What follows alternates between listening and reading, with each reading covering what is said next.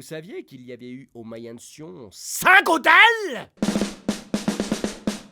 Mayen est un nom commun en Valais et dans le mot Mayen, il y a le mois de mai. Si vous prenez pour les germanophones le mot de Mayensas, l'endroit où les paysans montent leur bétail au mois de mai pour pâturer avant de pouvoir les emmener à l'alpage pendant les mois de plein été, juillet et août. Alors Mayen de Sion, il n'était pas de Sion jusqu'à ce que les communes de Salins et des Agettes fusionnent avec Sion et Céressan. Autrement, les Mayens, c'est une bande de terre qui s'étale au point de vue altitude entre 1200 et 1500 mètres globalement et qui se trouve à l'épaulement de la montagne, c'est-à-dire une partie à l'ouest domine la vallée du Rhône et la ville de Sion, donc on voit Sion depuis les chalets, et une autre partie est à l'entrée du Val d'Airain, sur la rive gauche de la Borgne. Alors cette séparation, elle est encore matérialisée par une conduite forcée.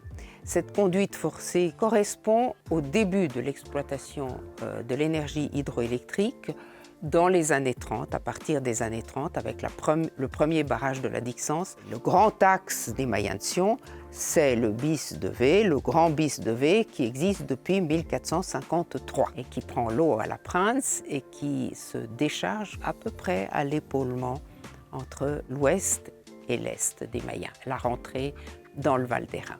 Alors ces Mayens donc sont des pâturages essentiellement avec de petites constructions qui servent d'étables et d'écuries qui sont à l'abri dans ces petites constructions en bois qui comportent aussi un âtre pour que quelqu'un puisse y loger pendant l'été mais dans des conditions vraiment très sommaires. Et à partir de la fin du XVIIe siècle, on s'aperçoit que des familles de Sion, des bonnes familles, des familles aisées, s'installent aux Mayens pendant l'été. Il faut comprendre qu'à cette époque, Sion est encore enfermée dans ses remparts, qui ne tombent qu'au milieu du XIXe siècle. Être enfermé dans des remparts lorsqu'on est une capitale aristocratique et paysanne, selon l'expression de Maurice Dermatten, ça veut dire qu'il y a au milieu des bâtiments, il y a aussi des écuries, des étables, des granges. Alors vous voyez à peu près l'ambiance à l'intérieur de ces remparts pendant l'été. Au XIXe siècle, vous savez, les soucis hygiénistes qu'on avait, et notamment on craignait beaucoup les maladies telles que la tuberculose qui faisaient des ravages. On a, à partir de ce moment-là, le développement d'un véritable séjour d'été à moyenne altitude, avec l'agrément de ces promenades le long des bis, en particulier le bis dit de V, le grand bis de V. À cela s'ajoute, à la fin du XIXe siècle, le début d'une nouvelle pratique sportive qui est l'alpinisme. À ce moment-là, il est nécessaire d'avoir un certain nombre d'hôtels, d'auberges, de pensions pour recevoir ces nouveaux visiteurs de la montagne qui peuvent venir quelquefois d'assez loin. On venait avec toute la famille et on restait 3 semaines, 1 mois pour profiter du bon air, faire une cure de lait, faire une cure de raisin. C'est ce qui a expliqué qu'à un moment donné, on a eu jusqu'à 5 hôtels et 5 hôtels de qualité au Mayens de Sion. Et puis est arrivée la Première Guerre mondiale et ensuite la pandémie de grippe espagnole. Et ça a été un coup d'arrêt absolument fatal, je dirais, à ces hôtels qui ont périclité les uns les autres. Pour cette vie qui se transporte à la montagne, il y a évidemment la nécessité d'un approvisionnement.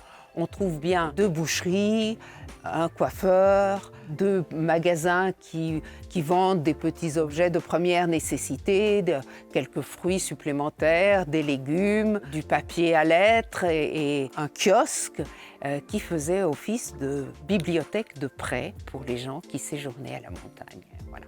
Après la construction et la mise en service d'une route véritablement carrossable, ce qui arrive en réalité après la Seconde Guerre mondiale, les choses changent complètement et les commerces périclitent peu à peu, puisqu'on peut très facilement arriver de la plaine en 20 minutes ou une demi-heure avec ses provisions. C'est une autre vie, c'est un autre moment des Mayens qui commence, mais les souvenirs sont là et je pense que c'est essentiellement ce qui rend les Mayens si chers au cœur de gens qui n'habitent peut-être même plus ni le Valais, parfois même plus la Suisse, mais qui ont des lointains souvenirs d'enfance, de cette existence d'une petite ville à la montagne, une ville qui n'a pas de centre, qui a 2 chapelles, disons, ouvertes au grand public, plus toutes sortes de petites chapelles privées, mais qui garde cet habitat dispersé qui est propre aux Mayens et à l'exploitation des pâturages, tout simplement.